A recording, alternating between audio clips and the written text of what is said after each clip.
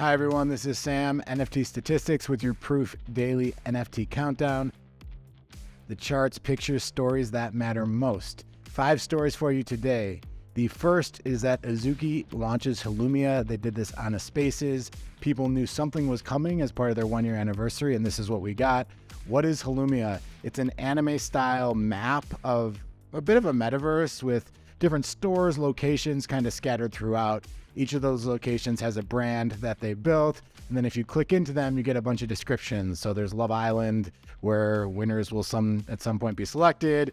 You have one which is a place where art can be displayed and curated.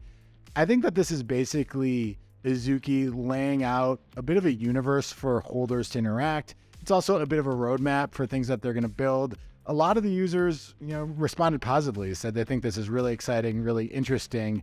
Obviously, what I'm always curious about is what did the price do? And we saw a bit of a sell-off. The Azuki floor and the Beans floor both went down 10 to 15%. I think with these announcements, there are a few things that you have to ask. First of all, is this good? And I think people broadly think this is pretty good.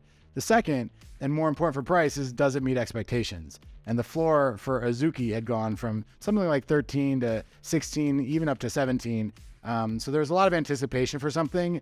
And I think that, what came wasn't a drop. It wasn't something that puts money in people's wallets. It was more kind of laying out a longer term roadmap. So as far as expectations for that short term pump, you're always going to see a little bit of sell off in those situations. And then the third is there more to be excited about? I think with everything, with NFTs, I always say anticipation is the oxygen of NFTs. You need something to look forward to. And I think here you get a little bit of that. I think they're kind of scattered little pieces here of things that you can look forward to as an Azuki holder. So overall, an interesting drop. Not surprised though to see the price sell off a little bit in the face of it. As we say, buy the rumor, sell the news has just so consistently been something that has held true in NFTs. And here you had that as well.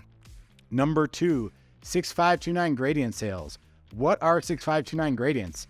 That's a very good question. If you look at this image here, it's Punk 6529's logo, and he dropped these NFTs about a year ago. But what's happening now is that anyone who has these is getting access to all of the meme card drops. So if you look at this is just the OpenSea sales. You can say a month ago, one sold for 16 ETH, then one for 29 ETH, 2 weeks ago for 25 ETH. And then today you suddenly had 3 sales for 31, 33, 37.9, and the floor is now 59 ETH. This chart here kind of just looks at every sale over the past. We've never seen sales at this price point. I think if there's one theme over the past week, just meme cards and 6529's project is just getting into more and more focus. Here is a look at the volume. This is 1 week volume for 6529 meme cards. You can see we're levels well above anywhere that we have ever been before. So this is a very, very hot project, something I want to dig into a little bit deeper, really get a feel more for market cap and how things are moving. There was another one dropped today though. This one was dropped. The price to mint was 0.06529. Current floor is already 0.49. They're about 1,100 supply. The artist is Cyber H49. So congrats to everyone who got that. Number 3, Fewocious drops a video about paint drops. Okay, people have been anticipating for a PFP project or something new from Fewocious for a long time. He dropped this collection paint drops in April of 2022, and there's the idea is that people who own those paint drops are going to get to participate in his next project, the PFP project that's coming. There's a pretty cool video. Go check out Fewocious's Twitter. I think it's worth a watch. Just a little bit more on these paint drops. This chart here looks at weekly median sales price, and currently the floor is 0.48, and you can see that the median sales price has kind of been in this 0.35 to 0.6 range. So we're kind of just floating along where we are. There are 7,300 of them, so it's a pretty high supply collection. But if you want exposure to what Fewocious is doing, buying one of these could be an interesting way to do it. We've recently had a couple huge sales. The one thing to think about with this project is paint count. And you can see this one sold for 69 ETH, one sold for 100 ETH. What these had in common, and this was about a month ago, but what these NFTs had in common was very, very high paint count. The floor is at 1 ETH, the floor is at 1 paint count. So if I were to buy one, I would probably buy a floor. That's always my strategy, but that is the one variable to look at if you want to buy one of Fewocious's collections. I also wanted to look a little bit into Fewocious's work. Like, why is Fewocious important? What's so interesting here? And I think the biggest thing about Fewocious is that the one-of-one sales recently have been absolutely huge. There was a 350 ETH sale, 350 ETH to 6529.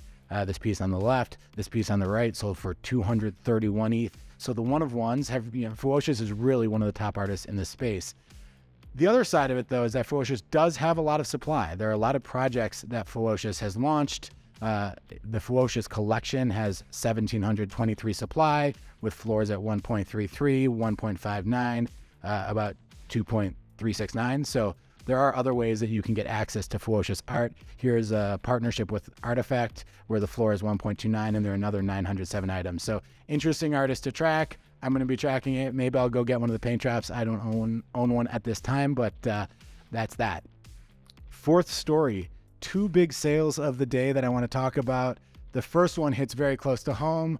A pink hair punk with 3D glasses sells for 200 ETH. Massive sale, incredibly clean punk.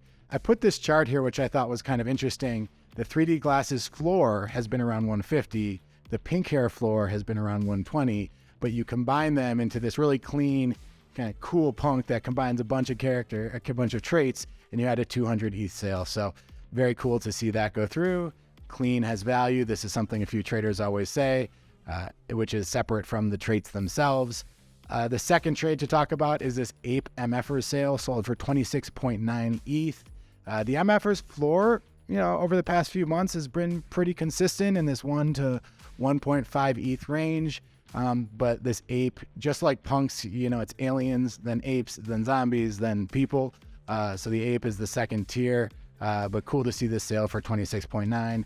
If you look at the top sales in history for MFers, you had one at 80 ETH, one at 50, 41. This was the seventh most expensive sale in the history of the collection in ETH terms.